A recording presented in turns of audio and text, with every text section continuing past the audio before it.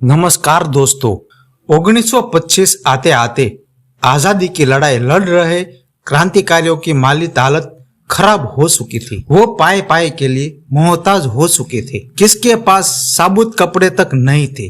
उन पर काफी कर्ज हो चुका था। लोगों से जबरदस्ती पैसा वसूलने के अलावा उसके पास कोई सहारा नहीं बचा था।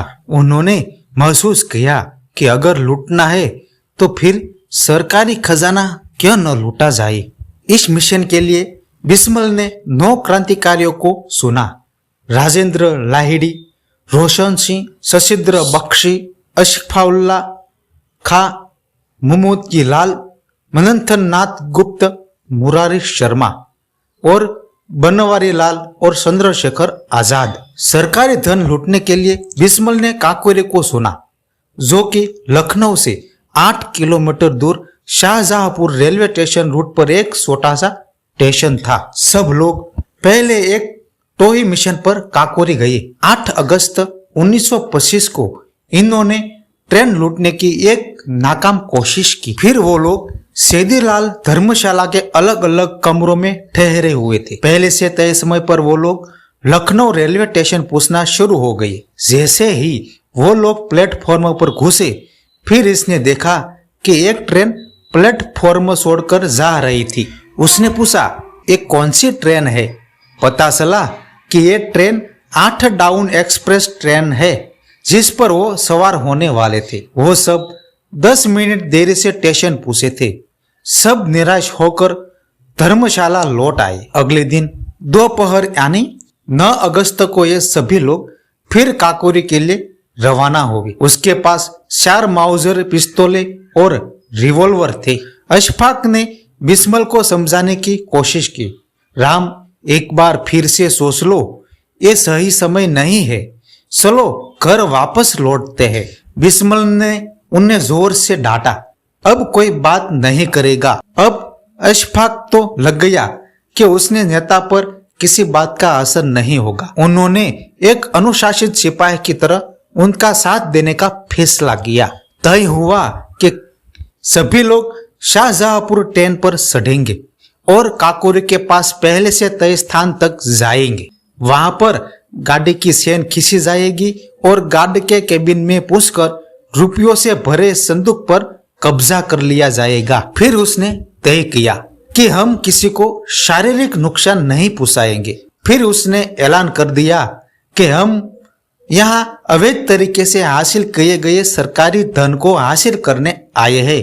ये सभी तय हुआ कि हमने 3 लोग जिन्हें हथियार चलाने आते थे गार्ड के केबिन के पास खड़े हो गए और रुक रुक कर फायरिंग करेंगे, ताकि कोई केबिन तक पहुंचने की हिम्मत न कर सके। चंद्रशेखर आजाद ने सवाल किया, अगर किसी भी वजह से चेन खींचने के बावजूद अगर ट्रेन नहीं रुकी तो हम क्या करेंगे? 9 अगस्त को सभी लोग शाहजहांपुर स्टेशन पहुंच गए। ये सभी लोग स्टेशन अलग अलग दिशाओं से आए थे और उन्होंने एक दूसरे की तरफ देखना भी नहीं था।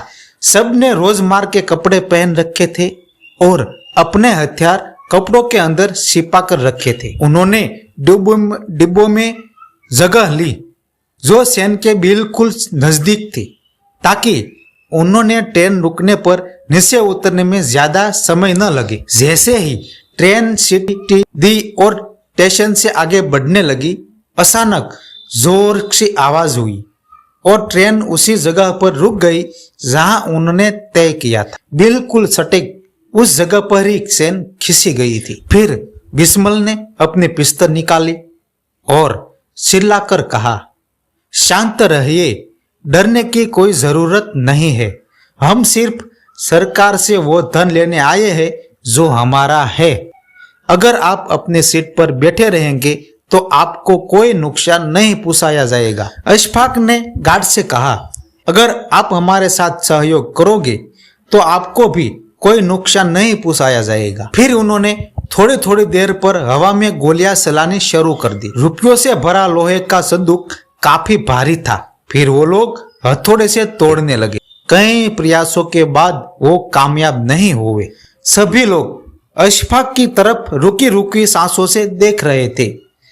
तभी वहां एक ऐसी घटना हुई जिसने वहां मौजूद क्रांतिकारियों की जिंदगी हमेशा के लिए बदल दी थी।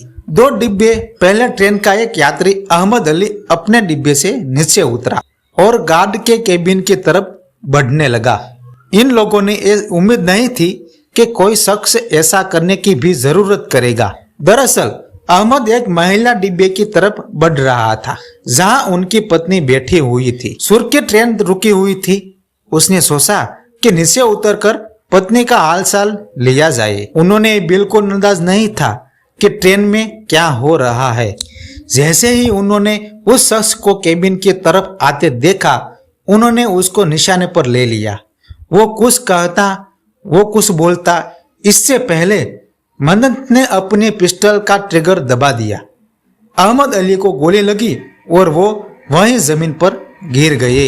इस बीच अशफाक संदूक को तोड़ने में व्यस्त थे, लेकिन उन्होंने कामयाबी नहीं मिल रही थी। अंततः बिस्मल ने हथौड़ा हाथ में लिया और मोर्चा संभाला और संदूक के ताले पर पूरी ताकत वार करने लगा। ताला टूटकर नीचे गिर गया। सारे रुपयों को निकालकर चादरों में बांधा गया। इस लूट का पूरे भारत पर जबरदस्त असर पड़ा। जैसे ही ये समाचार फैला कि उत्तर प्रदेश में ट्रेन पर एक सफल हमला हुआ है, लोग इस हमले की वजह पूछने लगे। भारत के अधिकतर अखबारों ने इस लोगों को देश का हीरो करार कर दिया गया। अगले कई हफ्तों में युवाओं में हमसे जुड़ने की होड़ लग गई। इस घटना को लोगों ने एक साधारण लूट की तरह नहीं लिया। इसको एक ऐसी घटना के तौर पर लिया गया जिसने भारत में आजादी की लड़ाई को एक बड़े कैनवास पर स्थापित कर दिया गया था। सुबह तक डकैती की खबर अखबारों में छप गई थी। जगह सोने से पहले सभी लोगों ने उसका पूरा मुआयजा किया कि कहीं कोई चीज छूट तो नहीं गई है। इतनी महारत करने के बाद उस लोगों ने बंदूक से उन्हें सिर्फ 5,000 रुपये ही मिले थे। गोमती नदी के किनारे कुछ मील चलकर वो लोग लखनऊ शहर में दाखिल हुए। उस समय सबको लगा कि उन्होंने अपने तरफ से घटना स्थल पर कोई सबूत नहीं छोड़ा है, लेकिन उन्होंने ये अंदाज नहीं था कि ट्रेन के पास हो रही अफरा तफरी के बीच वो वहां एक चादर छोड़कर आए थे। उस चादर पर शाहजहांपुर के एक धोबी का निशाना था। यहाँ से पुलिस को अंदाज हुआ कि कहीं ना कहीं लूट में शामिल हुए लोगों का संबंध शाहजहांपुर से है। पुलिस शाहजहांपुर में उस धोबी को ढूंढ निकालने में कामयाब हो गई। वहां से उसने पता चला कि ये चादर हिंदुस्तान रिपब्लिक एसोसिएशन से एक सदस्य की है। यही नहीं, इन क्रांतिकारियों के कुछ साथियों ने भी उसके साथ छल किया। दुर्भाग्यवश इस लोगों के साथ भी एक सांप रहता था। बिस्मल उस शख्स का बहुत गरीबी दोस्त था, लेकिन बिस्मल ने इस शख्स का नाम नहीं लिया है। लेकिन प्राचीन गर्ग अपनी किताब में लिखते हैं कि Kakori the train Robert rate सुख द ब्रिटिश राज में लिखते हैं कि बनवारी लाल भार्गव एक SRA के सदस्य थे। काकोरी डकैती में भी उसकी भूमिका हथियार सप्लाई करने की थी। बाद में सले मुकदमे में फांसी से बचने और सरकार से मिली आर्थिक सहायता के एवं में सरकारी वो गवाह बन गई। सरकार ने काकोरी हमले में शामिल लोगों की गिरफ्तारी के लिए 5,000 रुपये का इनाम रखा। इससे संबंधित इतिहास सभी रेलवे स्टेशन और स्थानों पर चिपकाया गया। काकोरी कांड के 3 महीने के अंदर एक एक करके इसमें भाग लेने वाले सभी व्यक्तियों की गिरफ्तारी शुरू हो गई। इस ऑपरेशन में सिर्फ 10 लोग शामिल थे, लेकिन 40 से भी अधिक लोगों को गिरफ्तार कर लिया गया। अशफाक, रोशन सिंह, राजेंद्र लाहिड़ी, बनारस लाल और अन्य व्यक्तियों को गिरफ्तार कर लिया गया। सिर्फ चंद्रशेखर आजाद को पुलिस गिरफ्तार नहीं कर पाई थी। सबसे बाद में राम प्रसाद बिस्मल गिरफ्तार हुए। कानपुर से छपने वाले अखबार प्रताप की खुर्शी थी। भारत के 9 रत्न गिरफ्तार। इस अखबार के संपादक ने गणेश शंकर विद्यार्थी।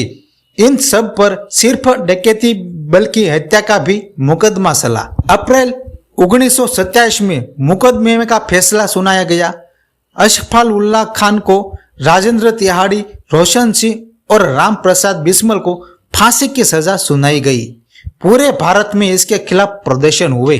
मनमोहन मालवीय, मोतीलाल नेहरू, लाला लाजपत राय, जवाहरलाल नेहरू और मोहम्मद अली जिन्ना इन क्रांतिकारियों के समर्थन में उतर गए। केंद्रीय असेंबली ने वापस राय से अपील की कि इनके मृत्यु दंड को उम्र कैद में बदल दिया जाए, लेकिन उन्होंने इस मांग को ठुकराया दिया। 19 सितंबर 1927 को रामप्रसाद बिस्मिल को गोरखपुर और रोशन सिंह को मलाका जेल और अशफाक को उल्ला रखा को फैजाबाद जेल में फांसी दी गई। राजेंद्र लाहिड़ी को इससे 2 दिन पहले 17 सितंबर को गोंडा जेल में फांसी पर चढ़ाया गया। फांसी से 2 दिन पहले उन्होंने अपनी आत्मकथा पूरी की। मनमनाथ गुप्त सुंदी और 18 वर्ष के नहीं हुए थे, इसलिए उन्होंने केवल 14 साल की सजा सुनवाई गई। सन 1937 में उन्होंने रिहा कर दिया गया। रिहा होने के बाद उन्होंने सरकार के खिलाफ लिखना शुरू कर दिया गया।